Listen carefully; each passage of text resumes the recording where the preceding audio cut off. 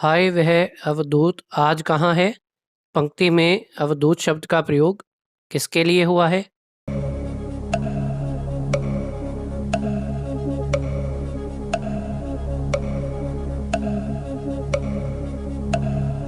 प्रश्न का उत्तर है घ गांधी। मेघदूत किसकी रचना है?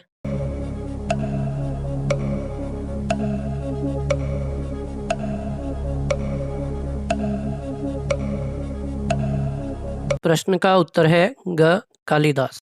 शिरीष के फूल निबंध है।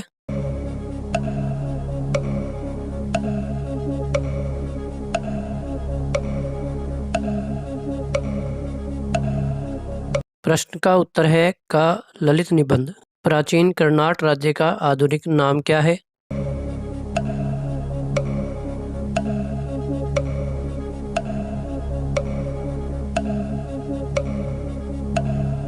प्रश्न का उत्तर है क कर्नाटक। शिरीष के फूल शीर्षक निबंध किस निबंध संग्रह में संकलित है?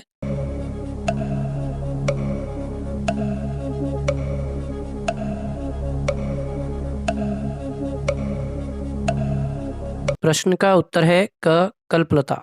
मैं तंदुल नरपतियों की बात नहीं कर रहा हूँ, वे चाहें तो लोहे के पेड़ बनवा लें। कथन में निहित भाव है।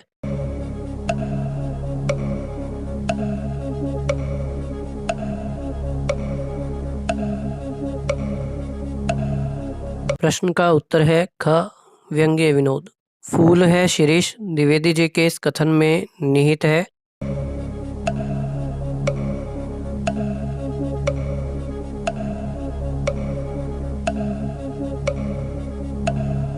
प्रश्न का उत्तर है क प्रशंसा।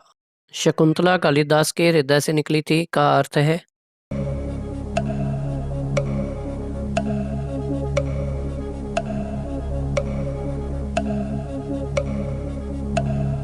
प्रश्न का उत्तर है घ शकुंतला की सुंदरता पर कालिदास ने हृदय में विचार किया था।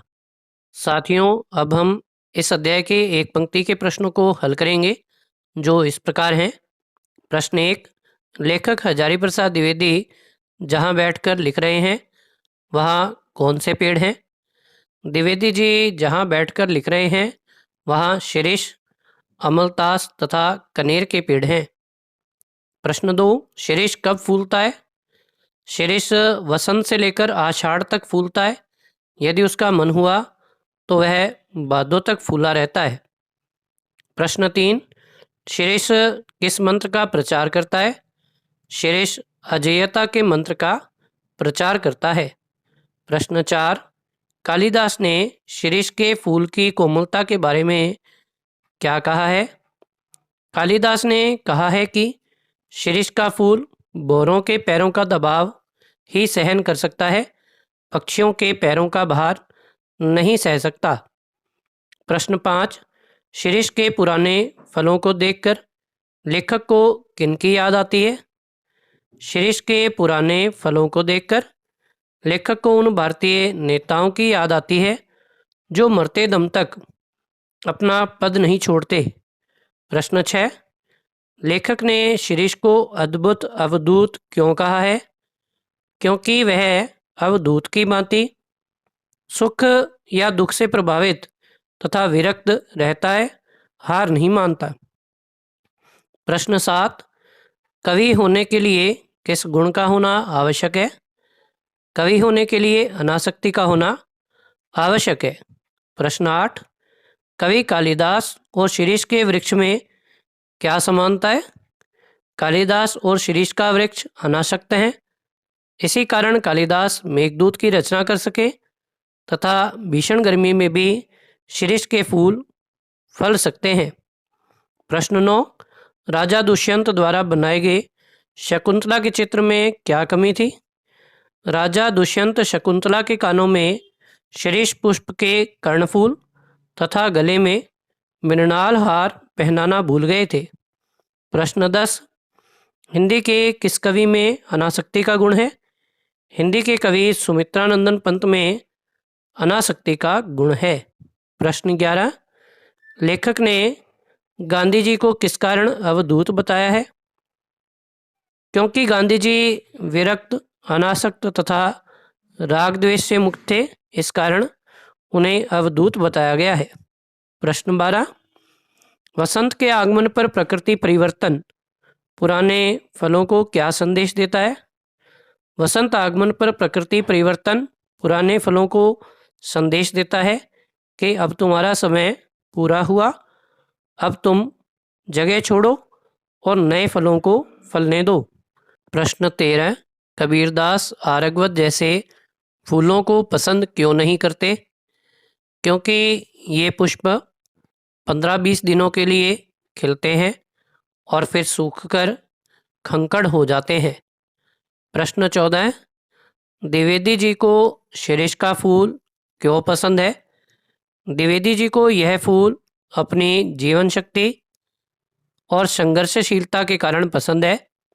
यह जेठ की जलती धूप में भी फूलों से लद सकता है और कठोरतम परिस्थितियों में से जीवन रस खींचकर जीवन की अजेयता का मंत्र फूंक सकता है। प्रश्न 15, ऐसे दुमदारों से तो लंडुरे भले कथन का आशय है। कवि के अनुसार ऐसे दुमदार पक्षी जिनकी पूंछ सुंदर होती है किंतु वे क्षणजीवी होते हैं, कबीर को पसंद नहीं। उनसे तो वे पूंछ विहीन पक्षी अच्छे हैं जो कठोर परिस्थितियों में भी लंबे समय तक जीवन जीने की शक्ति रखते हैं। प्रश्न 16, लेखक के अनुसार शिरीष के फूल और फलों के स्वभाव में क्या अंतर है? लेखक के अनुसार शिरीष के फूल बहुत कोमल होते हैं परंतु इसके फल मजबूत और अडिग होते हैं। प्रश्न 17, कबीर किस कारण से सरस और मादक रचना करने में सफल हो सके थे? क्योंकि कबीर शिरीष के समान ही फक्कड़, मदमस्त और चिंताओं से मुक्त थे। प्रश्न 18, शिरीष के फलों और आधुनिक नेताओं के स्वभाव में लेखक ने क्या समानता बताई है? शिरीष के फल और आधुनिक नेताओं के स्वभाव में अडिगता और मजबूती दिखाई देती है। ये दोनों ही आसानी से अपना स्थान नहीं छोड़ते, इन्हें जबरदस्ती धक्का देकर चलता करना पड़ता है। प्रश्न 19, लेखक ने सामान्य कवि और कालिदास में क्या अंतर बताया है? लेखक के अनुसार सामान्य कवि लय, तुक, छंद से संतुष्ट हो जाते हैं। वे विषय के मर्म तक नहीं पहुंचते और न ही उसकी गहराई में डूबकर लिखते हैं। इसके विपरीत कालिदास शकुंतला के सौंदर्य में पूरी तरह डूब गए थे। प्रश्न 20, कालिदास, कविपंत और रविंद्रनाथ में कौन सा गुण समान था और कैसे? कालिदास, कविपंत और रविंद्रनाथ तीनों ही अनासक्त कवि थे। वे राग द्वेष से मुक्त थे तथा सौंदर्य के वास्तविक स्वरूप को समझने में सक्षम थे। प्रश्न 21, रविंद्रनाथ ने राज्योद्यान के बारे में क्या संदेश दिया है? राज्योद्यान का सौंदर्य कितना ही कीमती क्यों ना हो, लेकिन वह अंतिम नहीं है। उसका सौंदर्य किसी और गहरे तथा उसके सौंदर्य की ओर बढ़ने का संकेत करता है, अर्थात वह हमें आगे बढ़ने की प्रेरणा देता है। प्रश्न 22, देश का एक बूढ़ा का संकेत किसकी ओर है? वह कैसी परिस्थिति में स्थिर रह सका है?